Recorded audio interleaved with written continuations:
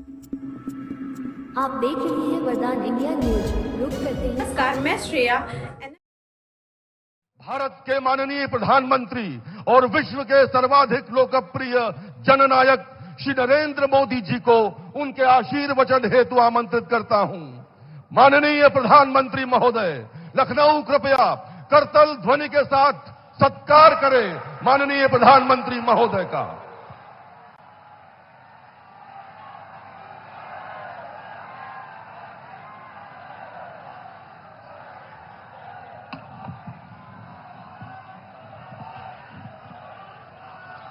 भारत माता की, भारत माता की, भारत माता की। उत्तर प्रदेश की राज्यपाल आनंदीबेन पटेल, यहां के लोकप्रिय मुख्यमंत्री योगी आदित्यनाथ जी, केंद्रीय मंत्रिमंडल में मेरे वरिष्ठ सहयोगी और लखनऊ के सांसद रक्षा मंत्री राजनाथ सिंह जी, यूपी भाजपा के अध्यक्ष और केंद्र में मंत्रिपरिषद के मेरे साथी श्रीमान पंकज चौधरी जी, प्रदेश सरकार के उप मुख्यमंत्री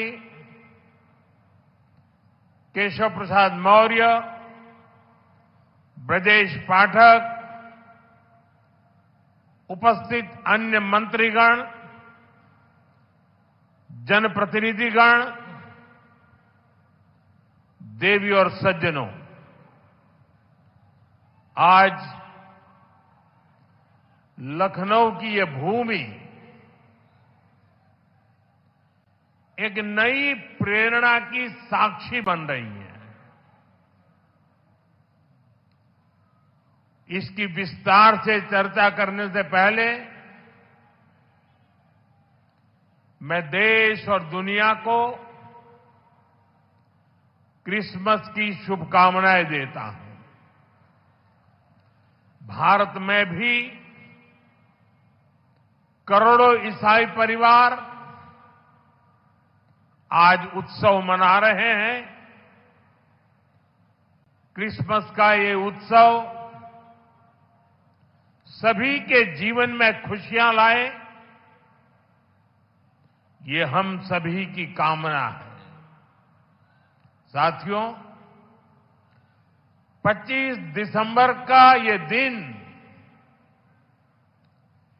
देश की दो महान विभूतियों के जन्म का अद्भुत सुयोग लेकर भी आता है। भारत रत्न अटल बिहारी वाजपेयी जी, भारत रत्न महामना मदन मोहन मालवीय जी, इन दोनों महापुरुषों ने भारत की अस्मिता, एकता और गौरव की रक्षा की और राष्ट्र निर्माण में अपनी अमिट छाप छोड़ी। साथियों, आज 25 दिसंबर को ही महाराजा बिजली पासी जी की भी जन्म जयंती है। लखनऊ का प्रसिद्ध बिजली पासी किला यहां से अधिक दूर नहीं है।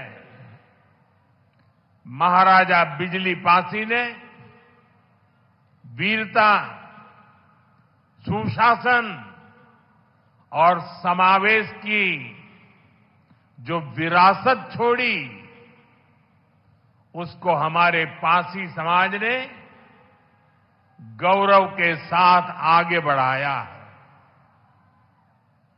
ये भी संयोग ही है कि अटल जी ने ही वर्ष 2000 में महाराजा बिजली पासी के सम्मान में डाक टिकट जारी किया था। साथियों, आज इस पावन दिन मैं महामना मालवीय जी, अटल जी और महाराजा बिजली पासी को श्रद्धापूर्वक नमन करता हूं, उनका वंदन करता हूं। साथियों, थोड़ी देर पहले मुझे यहां राष्ट्र प्रेरणा स्थल का लोकार्पण करने का सौभाग्य मिला है।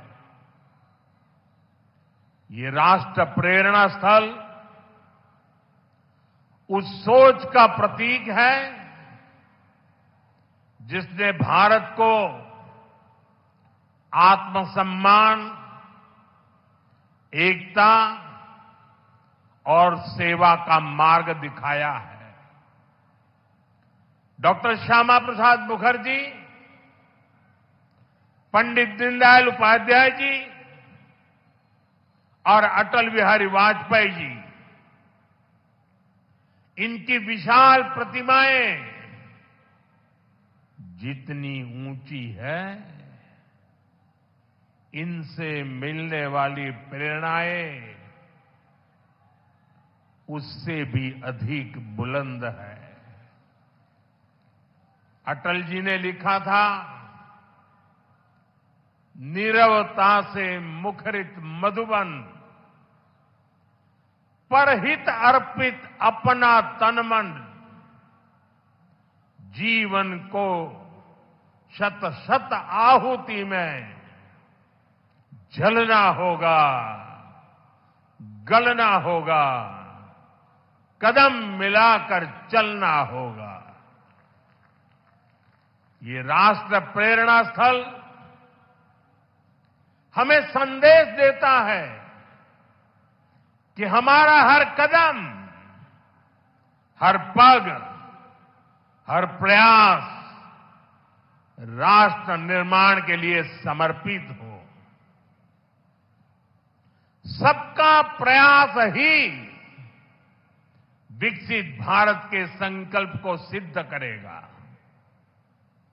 मैं लखनऊ को, उत्तर प्रदेश को, पूरे देश को इस आधुनिक प्रेरणा स्थली की बधाई देता हूं। और जैसा अभी बताया गया और वीडियो में भी दिखाया गया कि जिस जमीन पर यह प्रेरणा स्थल बना है, उसकी 30 एकड़ से ज्यादा जमीन पर कई दशकों से कूड़े कचरे का पहाड़ जमा हुआ था। पिछले 3 वर्ष में इसे पूरी तरह खत्म किया गया है। इस प्रोजेक्ट से जुड़े सभी श्रमिकों, कारीगरों, योजनाकारों, योगी जी की और उनकी पूरी टीम को भी मैं बहुत बहुत बधाई देता हूं। साथियों, डॉक्टर श्यामा प्रसाद मुखर्जी ने देश को दिशा देने में निर्णायक भूमिका निभाई है। ये डॉक्टर मुखर्जी ही थे जिन्होंने भारत में 2 विधान, 2 निशान और 2 प्रधान के विधान को खारिज कर दिया था। आजादी के बाद भी जम्मू कश्मीर में ये व्यवस्था भारत की अखंडता के लिए बहुत बड़ी चुनौती थी। भाजपा को गर्व है कि हमारी सरकार को आर्टिकल 370 की दीवार गिराने का अवसर मिला। आज भारत का संविधान जम्मू कश्मीर में भी पूरी तरह लागू है। साथियों, स्वतंत्र भारत के पहले उद्योग मंत्री के रूप में डॉक्टर मुखर्जी ने भारत में आर्थिक आत्मनिर्भरता की नींव रखी थी। उन्होंने देश को पहली औद्योगिक नीति दी थी, यानी भारत में औद्योगिकरण की बुनियाद रखी थी। आज आत्मनिर्भरता के उसी मंत्र को हम नई बुलंदी दे रहे हैं। मेड इन इंडिया सामान आज दुनिया भर में पहुंच रहा है। यहां यूपी में ही देखिए, एक तरफ एक जनपद एक उत्पाद का इतना बड़ा अभियान चल रहा है। छोटे छोटे उद्योगों, छोटी छोटी इकाइयों का सामर्थ्य बढ़ रहा है। दूसरी तरफ यूपी में बहुत बड़ा डिफेंस कॉरिडोर बन रहा है। ऑपरेशन सिंदूर में दुनिया ने जिस ब्रह्मोस मिसाइल का जलवा देखा, वो अब लखनऊ में बन रही है। वो दिन दूर नहीं जब यूपी का डिफेंस कॉरिडोर दुनिया भर में डिफेंस मैन्युफैक्चरिंग के लिए जाना जाएगा। साथियों, दशकों पहले पंडित दीनदयाल उपाध्याय जी ने अंत्योदय का एक सपना देखा था। वे मानते थे कि भारत की प्रगति का पैमाना अंतिम पंक्ति में खड़े अंतिम व्यक्ति के चेहरे की मुस्कान से मापा जाएगा। दीनदयाल जी ने एकात्म मानववाद का दर्शन भी दिया, जहां शरीर, मन, बुद्धि और आत्मा सबका विकास हो। दीनदयाल जी के सपने को मोदी ने अपना संकल्प बनाया है। हमने अंत्योदय को सैचुरेशन यानी संतुष्टिकरण का नया विस्तार दिया है। सैचुरेशन यानी हर जरूरतमंद, हर लाभार्थी को सरकार की कल्याणकारी योजनाओं के दायरे में लाने का प्रयास। जब सैचुरेशन की भावना होती है तो भेदभाव नहीं होता, और यही तो सुशासन है, यही सच्चा सामाजिक न्याय है, यही सच्चा सेकुलरिज्म है। आज जब देश के करोड़ों नागरिकों को बिना भेदभाव पहली बार पक्का घर, शौचालय, नल से जल, बिजली और गैस कनेक्शन मिल रहा है, करोड़ों लोगों को पहली बार मुफ्त अनाज और मुफ्त इलाज मिल रहा है, पंक्ति में खड़े अंतिम व्यक्ति तक पहुंचने का प्रयास हो रहा है, तो पंडित दीनदयाल जी के विजन के साथ न्याय हो रहा है। साथियों, बीते दशक में करोड़ों भारतीयों ने गरीबी को परास्त किया है, गरीबी को हराया है। ये इसलिए संभव हुआ क्योंकि भाजपा सरकार ने जो पीछे छूट गया था उसे प्राथमिकता दी, जो अंतिम पंक्ति में था उसे प्राथमिकता दी। साथियों, 2014 से पहले करीब 25 करोड़ देशवासी ऐसे थे जो सरकार की सामाजिक सुरक्षा योजनाओं के दायरे में थे, 25 करोड़, आज करीब 95 करोड़ भारतवासी इस सुरक्षा कवच के दायरे में हैं। उत्तर प्रदेश में भी बड़ी संख्या में लोगों को इसका लाभ मिला है।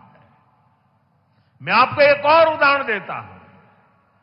जैसे बैंक खाते सिर्फ कुछ ही लोगों के होते थे, वैसे ही बीमा भी कुछ ही संपन्न लोगों तक सीमित था।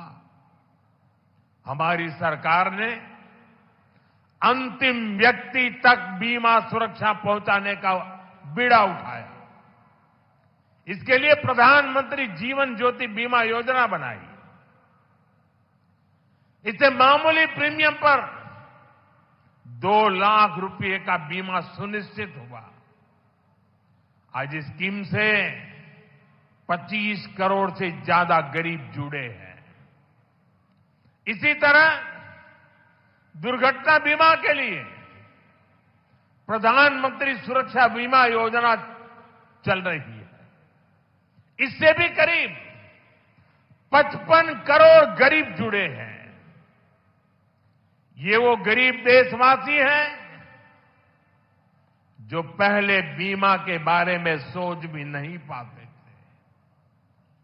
साथियों, आपको जानकर के हैरानी होगी, इन योजनाओं से करीब करीब 25,000 करोड़ रुपए का क्लेम इन छोटे छोटे परिवार के छोटे छोटे जिंदगी के गुजारे करने वाले मेरे सामान्य गरीब परिवारों तक 25,000 करोड़ रुपया का लाभ पहुंचा है। यानी संकट के समय ये पैसा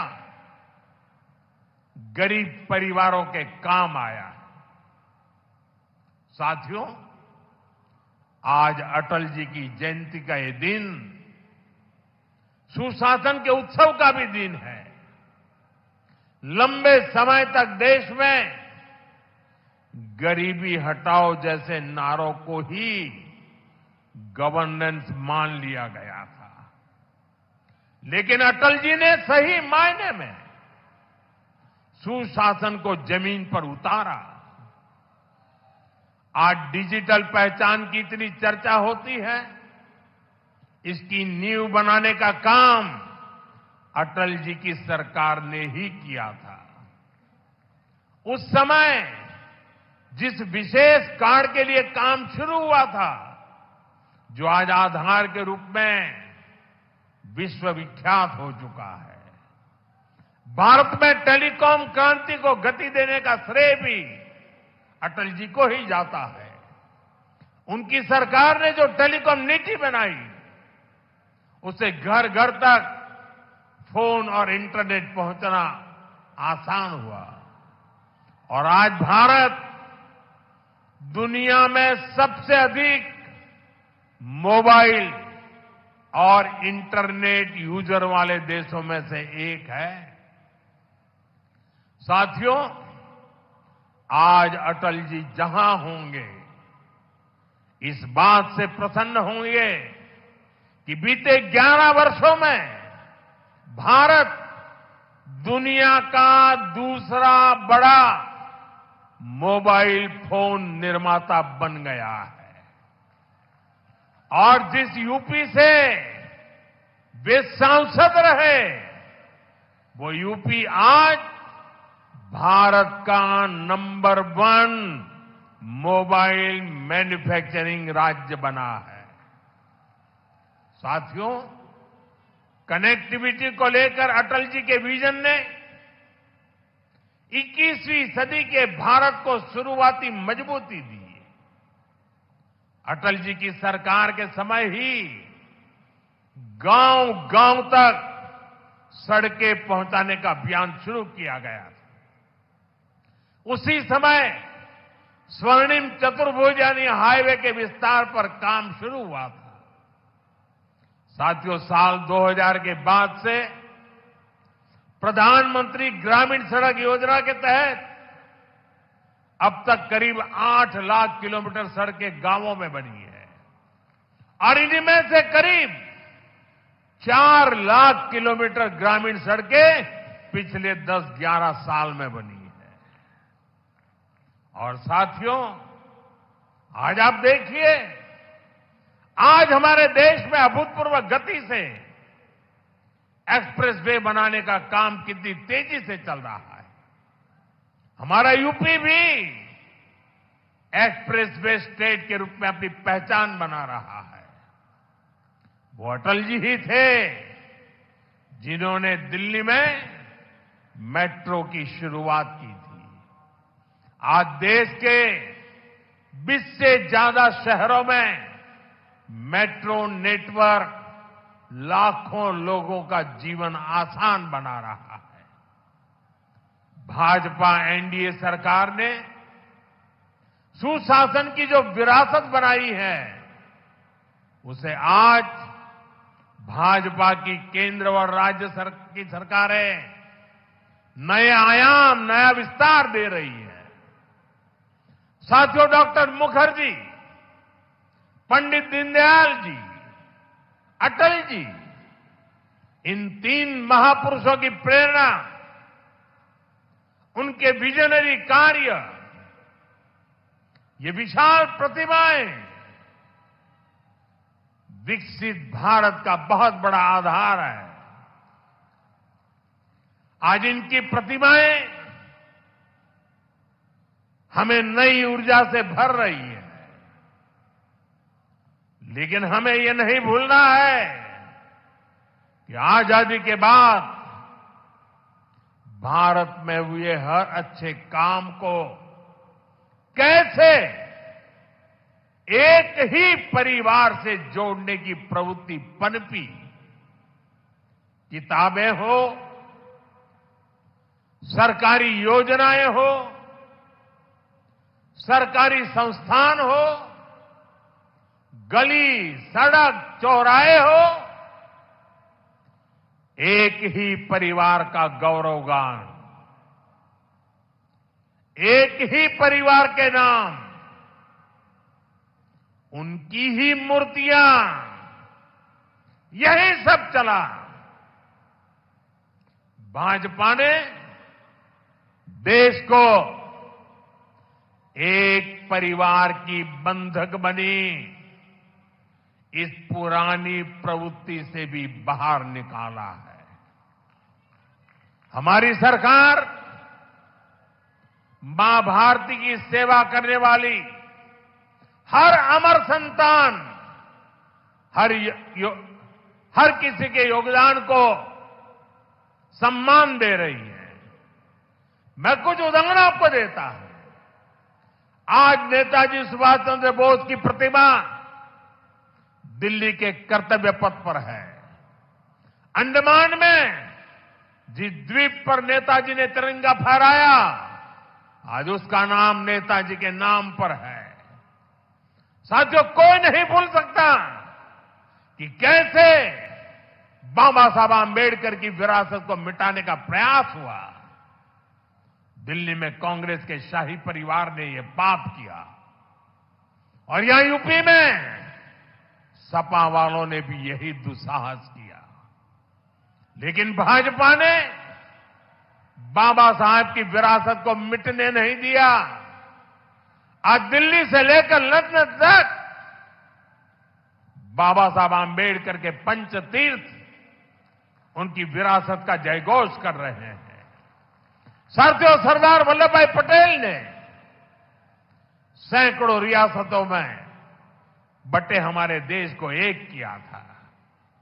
लेकिन आजादी के बाद उनके काम और उनके कद दोनों को छोटा करने का प्रयास किया गया। ये भाजपा है जिसने सरदार साहब को वो मान सम्मान दिया जिसके वो हकदार थे।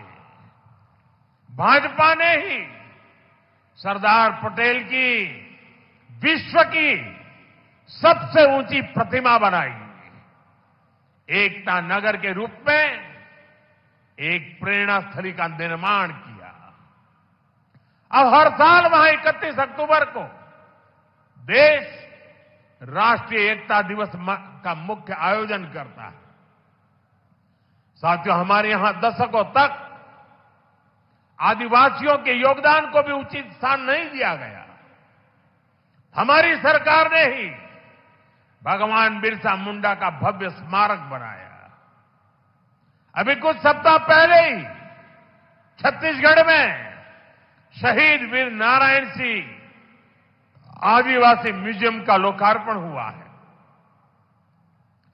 साथियों, देश भर में ऐसे अनेक उदाहरण हैं।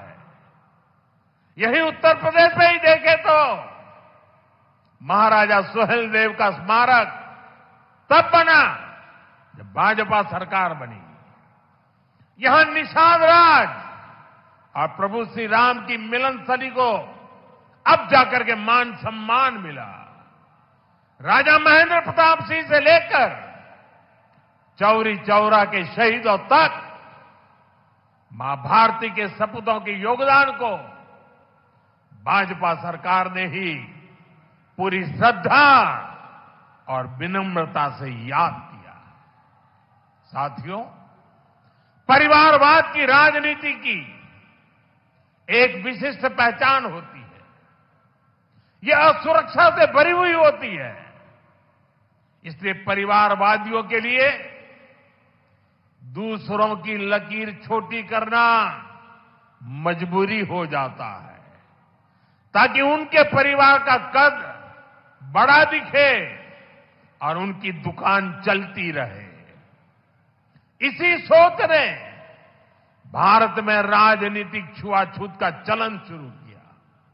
आप सोचिए, आजाद भारत में अनेक प्रधानमंत्री हुए, लेकिन राजधानी दिल्ली में जो म्यूजियम था उसमें अनेक पूर्व प्रधानमंत्रियों को नजरअंदाज किया गया। इस स्थिति को भी भाजपा ने, एनडीए ने ही बदला है। आज आप दिल्ली जाते हैं तो भव्य प्रधानमंत्री संग्रहालय आपका स्वागत करता है। वहां आजाद भारत के हर प्रधानमंत्री, चाहे कार्यकाल कितना भी छोटा रहा हो, सबको उचित सम्मान और स्थान दिया गया है। साथियों, कांग्रेस और उसके सहयोगियों ने राजनीतिक रूप से भाजपा को हमेशा अछूत बनाए रखा, लेकिन भाजपा के संस्कार हमें सबका सम्मान करना सिखाते हैं। बीते 11 वर्षों में भाजपा सरकार के दौरान, एनडीए सरकार के दौरान नरसिम्हा राव जी और प्रणव बाबू को भारत रत्न दिया गया है। ये हमारी सरकार है जिसने मुलायम सिंह यादव जी और तरुण गोगोई जी जैसे अनेक नेताओं को राष्ट्रीय पुरस्कारों से सम्मानित किया है। कांग्रेस से, यहां समाजवादी पार्टी से कोई भी ऐसी उम्मीद तक नहीं कर सकता। इन लोगों के राज में तो भाजपा के नेताओं को सिर्फ अपमान ही मिलता था। साथियों, भाजपा की डबल इंजन सरकार का बहुत अधिक फायदा उत्तर प्रदेश को हो रहा है। उत्तर प्रदेश 21वीं सदी के भारत में अपनी एक अलग पहचान बना रहा है और मेरा सौभाग्य है कि मैं यूपी से सांसद हूं। आज मैं बहुत गर्व से कह सकता हूं कि उत्तर प्रदेश के मेहनतकश लोग एक नया भविष्य लिख रहे हैं। कभी यूपी की चर्चा खराब कानून व्यवस्था को लेकर होती थी, आज यूपी की चर्चा विकास के लिए होती है। आज यूपी देश के पर्यटन मानचित्र पर तेजी से उभर रहा है। अयोध्या में भव्य राम मंदिर, काशी विश्वनाथ धाम, ये दुनिया में यूपी की नई पहचान के प्रतीक बन रहे हैं। और राष्ट्र प्रेरणा स्थल जैसे आधुनिक निर्माण उत्तर प्रदेश की नई छवि को और अधिक रोशन बनाते हैं। साथियों, हमारा उत्तर प्रदेश सुशासन, समृद्धि, सच्चे सामाजिक न्याय के मॉडल के रूप में और बुलंदी हासिल करे, इसी कामना के साथ आप सभी को फिर से राष्ट्र प्रेरणा स्थल की बधाई। मैं कहूंगा, डॉक्टर श्यामा प्रसाद मुखर्जी, आप कहेंगे अमर रहे, अमर रहे। मैं कहूं पंडित दीनदयाल उपाध्याय जी, आप कहें अमर रहे, अमर रहे। मैं कहूं अटल बिहारी वाजपेयी जी, आप कहें अमर रहे, अमर रहे। पंडित श्यामा प्रसाद मुखर्जी, श्यामा प्रसाद मुखर्जी, श्यामा प्रसाद मुखर्जी, पंडित दीनदयाल जी, पंडित दीनदयाल जी, पंडित दीनदयाल जी, अटल बिहारी वाजपेयी जी, अटल बिहारी वाजपेयी जी, अटल बिहारी वाजपेयी जी। भारत माता की वंदे वंदे। बहुत बहुत धन्यवाद।